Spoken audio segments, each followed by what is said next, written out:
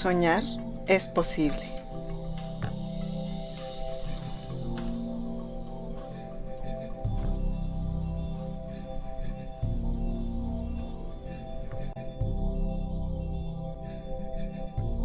Imagina, sueña. Sueña pero no dormido. Sueña despierto, bien despierto, de tal manera que ese sueño de volar se vuelva realidad. Y si pudiera ser posible, eso es algo que nos diferencia únicamente. Hoy vamos a conocer el sueño del socialismo utópico y su valor educativo.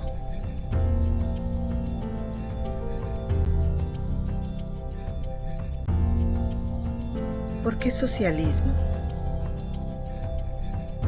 Nace de las ideas filosóficas, políticas y económicas sobre la acumulación inequitativa de capital en Francia e Inglaterra. Son propuestas sindicales y feministas de justicia, igualdad y equidad para hombres y mujeres. Es una propuesta en la que cada individuo es dueño de su tiempo, su libertad, su cuerpo y los medios de producción. ¿Por qué utópico? Este sueño utópico responde a la utopía de Tomás Moro, en donde se planteó una sociedad ideal con una ciudad ideal. Este nombre se lo dieron Marx y Engels a esta corriente filosófica por las ideas que se planteaban, que eran sin el ánimo de una revolución violenta, ni agresividad y hasta inocente, contrario a la revolución que Marx y Engels proponían. Después, en su manifiesto comunista, el socialismo utópico buscó la justicia, la igualdad y la libertad, algo parecido a lo propuesto por Moro.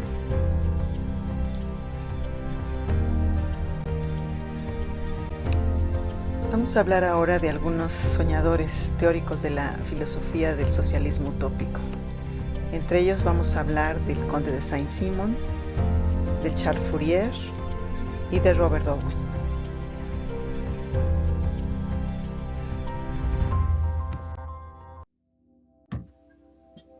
Vamos a hablar ahora del conde de Saint-Simon.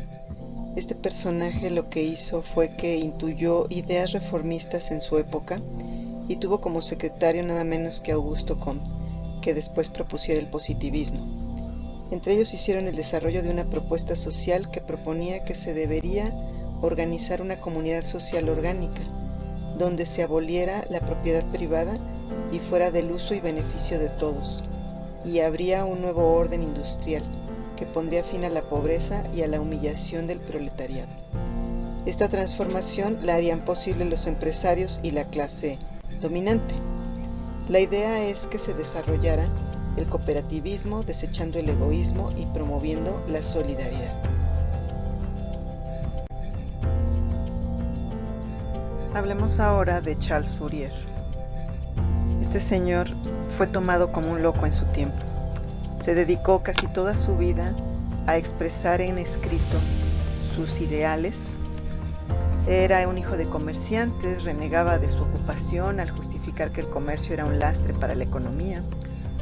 Fue un autodidacta por necesidad, con un gran peso moral por haber vivido el periodo del Gran Terror con Robespierre en Francia.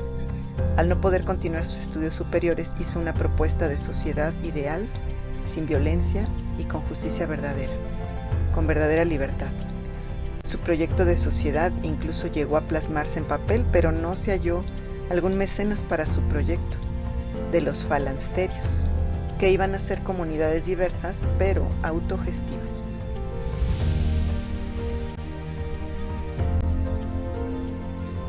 Nuestro siguiente soñador se llamó Robert Owen.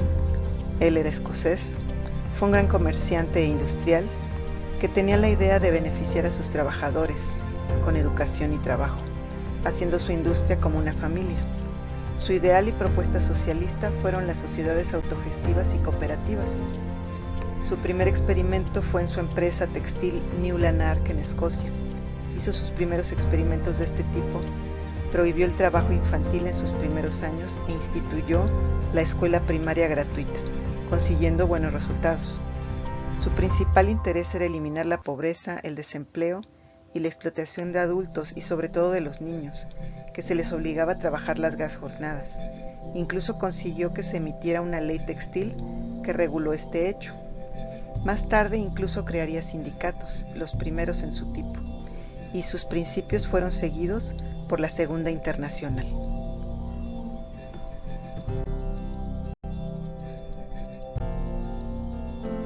Como vemos, lo único que buscaban nuestros soñadores en realidad era la felicidad, la igualdad, la justicia y la libertad.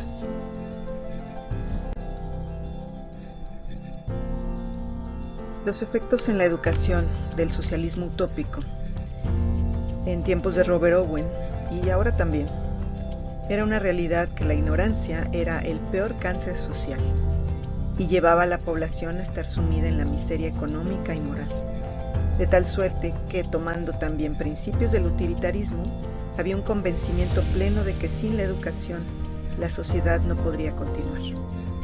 De ahí que se propusieran, y varios de ellos propusieran la educación gratuita y casi obligatoria, por lo menos la primaria.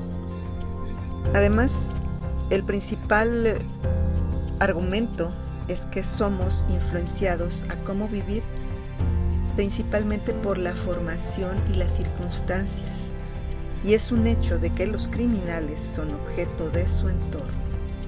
A través de la educación se le pueden formar al individuo convicciones por medio de un conocimiento pleno de las cosas, y así pueda tomar buenas decisiones.